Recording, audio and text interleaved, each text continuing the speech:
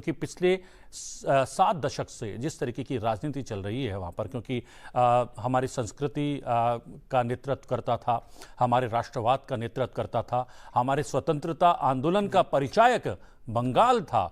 अब लेकिन पिछले 7 दशक से जिस तरीके से बंगाल में सब कुछ चल रहा है, उसको लेकर एक शोचनीय स्थिति जो पैदा हो गई है, उससे उबारने, उससे बाहर निकालने का प्रयास क्या मानते हैं? जी शर्मा जी, बहुत अच्छे से आपने इसकी भूमिका को रखा है। दुनिया के सांस्कृतिक इतिहास को पढ़ने के लिए आपको एशिया का सांस्कृतिक इतिहास पढ़ना पड़ेगा, और एशिया के सांस्कृतिक इतिहास को पढ़ने के लिए आपको भारत का सांस्कृतिक इतिहास पढ़ना पड़ेगा, और भारत के सांस्कृतिक इतिहास को जानने के लिए बंगाल का सांस्कृतिक इतिहास बहुत ही महत्वपूर्ण स्थान रखता है। माननीय प्रधानमंत्री जी ने उसी बात को इंगित किया है। मैं इसको कतई राजनीति से नहीं जोड़ता, मैं इसको प्योर सांस्कृतिक अवलोकन से जोड़ता हूं। जैसा आपने कहा पुनर्जागरण, बंगाल का जो जागरण था, जिसको हम पुनर्जागरण ही कहेंगे, क्योंकि एंशिएंट इंडिया से अगर आप बंगाल के इतिहास की बात करें तो लगभग 20,000 साल पहले आयरन एज के टाइम के एविडेंसेस वहां पे हैं, और 1000 BC से भी, मतलब आज से लगभग 3000 साल पहले ग्रीक का, रोमन का, सेंट्रल एशियन का, सबका कनेक्ट था बंग के साथ, इसे बंग बोला जाता था। तो ये जो एक सांस्कृतिक जो दौर था हजारों साल तक चला, उसके बाद मुस्लिम्स की एडवेंट हुआ, और लगभग 1000 साल तक बंगाल में विभिन्न देशों से, विभिन्न क्षेत्रों से लोगों का माइग्रेशन हुआ। इंटरनेशनल माइग्रेशन भी हुआ और नेशनल लेवल का भी माइग्रेशन हुआ, जिसमें राजस्थान के मारवाड़ी लोग भी वहां पे जाके बसे। और तो मतलब एक कहेंगे कि एक सांस्कृतिक सिटाडल है, ये एक बहुत बड़ा चबूतरा है। जैसा मैंने कहा, भारत के सांस्कृतिक इतिहास को जानने के लिए बंगाल का सांस्कृतिक इतिहास जानना, शायद प्रधानमंत्री जी ने इसी बात को इंगित किया है कि ये जो अभी जो दौर चल रहा है, दुर्गा पूजा के माध्यम से जो ये संदेश दिया है, और जैसा आपने ओपनिंग स्टेटमेंट में बहुत अच्छे से कहा कि उन्होंने पक्ष विपक्ष कुछ नहीं देखा, उन्होंने जो वास्तव में जो विरासत थी, चाहे वो ह्यूमन फॉर्म में थी, चाहे वो कल्चरल फॉर्म में थी, चाहे ट्रेडिशनल फॉर्म में थी, उन सबको सम्मान दिया है। तो हमें आई थिंक सो कि we should respect that sentiment of honourable prime minister. JP Dalal ji, धर्म जात से परे स्वाधीनता संग्राम की चेतना को जागृत करने के लिए दुर्गा माँ की शक्ति को, दुर्गा पूजा को एक आधार बनाया गया। लेकिन आज अगर हम माँ भारती या भारत माता की जय या माँ भारती या फिर हम लोग जो है गीत गाते हैं इस प्रकार के, तो कहीं ना कहीं उस पर जो है ये कहा जाता है कि ये धर्म निरपेक्षता के ताने बाने को छिन भिन कर रहा है, तोड़ने का प्रयास कर रहा है। लेकिन हमने देखा कि स्वाधीनता संग्राम में जात धर्म से परे सभी लोगों ने अवलंबन लिया दुर्गा पूजा का, उसको जो आधार बनाया स्वाधीनता संग्राम का, तब तो किसी ने कुछ नहीं कहा। शर्मा जी, अब दुनिया के इतिहास के, चाहे आप जर्मनी का जर्मेनिया पढ़ लें, इटली का पढ़ें, मेरियाने पढ़ें, फ्रांस का पढ़ें या ब्रिटेन का इतिहास पढ़ें, आप जब जब स्वाधीनता का इतिहास दुनिया के अलग अलग देशों में चला तो एक प्रतिबिंब रूप किसी न किसी माध्यम से दिया गया। अविंद्रनाथ टैगोर जी की विष्णु जी ने बात बताई, बहुत बढ़िया बात थी कि भारत माता की पहली जो पेंटिंग, मतलब आपने एक जो कल्पना में, इमेजिनेशन में जो चीज चल रही है, उसको एक साकार रूप दिया। अभी भी बहुत सारे लोग, जैसा आपने कहा कि डिबेट के लिए तो डिबेट करते हैं, कहाँ है भारत माता? भारत माता एक मूर्त, एक ऐसी परिकल्पना है, एक जो पूरे समाज को, देश को हमें जोड़ती है, सांस्कृतिक रूप से, धार्मिक रूप से, आर्थिक रूप से, राजनीतिक और हर तरीके से। तो 200 साल पहले इस तरह की सोच होना अपने आप में औरों से अलग बनाती है।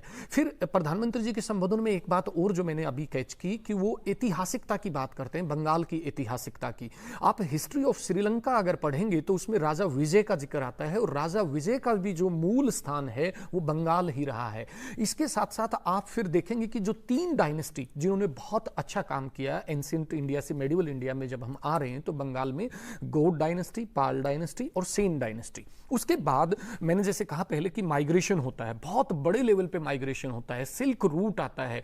और मध्य काल में आते आते मैं आपको एक बहुत बड़ी बात बताता हूं कि जब मुगल काल चल रहा था 1526 से 1707 का, लगभग 200 साल का जो पीरियड था, मुगल काल का जो जीडीपी था, ग्रॉस डोमेस्टिक प्रोडक्ट, पूरे हिंदुस्तान का जो था उसका 50% बंगाल से जीडीपी आता था, और पूरी दुनिया के जीडीपी को अगर आप कंपेयर करेंगे तो 12% बनता था वो। इसका मतलब आप आर्थिक रूप से भी देखें, सांस्कृतिक और धार्मिक पुनर्जागरण तभी भी होगा, कहीं ना कहीं आर्थिक पक्ष भी बहुत बड़ा मजबूत रहा है वहां पे। 12% दुनिया का जीडीपी अपने आप में बहुत बड़ी बात है। सिल्क रूट की बात आती है, आज मैंने बड़े ध्यान से ये सिल्क का ये कुर्ता डाला है, बंगाली कुर्ता ही इसे बोलते हैं, ये 15 ग्राम का है। आप देखें उस टाइम पे इतना महीन काम होता था कि एक अंगूठी से आप पूरी साड़ी को पास कर देते थे। वहां के जो टेक्सटाइल है, शिप बिल्डिंग इंडस्ट्री जो थी, इतनी महान, इतना बड़ा योगदान था। वहां के कारीगर, वहां की कला, वहां की पेंटिंग्स, वहां की आर्ट, वहां का लिटरेचर, वहां का कल्चर आप पाएंगे अपने आप में इतना समृद्ध है।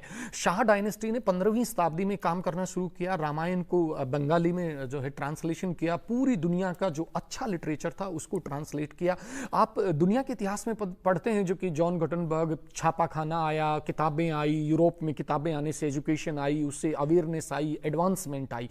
अगर उसी चीज को भारत में देखें आप, गुलामी के दौर में भी इस तरह की सोच अगर किसी समाज ने आगे बढ़ाई, तो जैसे एंशिएंट इंडिया में बिहार का, नालंदा का जिस तरह से मगध का एक दबदबा रहा, उसी तरह से अगर आधुनिक भारत में अगर आप बात करेंगे तो ये लीड बंगाल लेता है। और जितनी असंख्य जो फौज थी, चाहे आप राजा राम मोहन रॉय की बात करें जिसको फादर ऑफ मॉडर्न इंडिया के नाम से भी जाना जाता है, आप चाहे सुभाष चंद्र बोस की बात करें, विवेकानंद जी की बात करें, परमहंस जी की बात करें, एंडलेस लिस्ट है।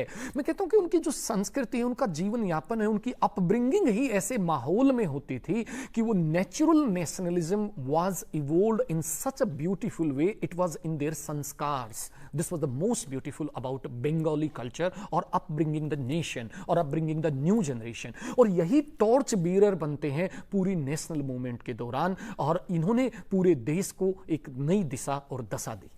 अब काम भी करना शुरू कर देते हैं, तो क्या कल जो प्रधानमंत्री ने कहा, अब उस पर बंगाल को फिर से, उसकी संस्कृति को, उसकी विरासत को फिर से ढूंढने का प्रयास और लोगों के बीच लाने का प्रयास शुरू हो जाएगा? जी Sharma ji, it is required, it is highly required, in particular Bengalis और इन जनरल होल इंडिया।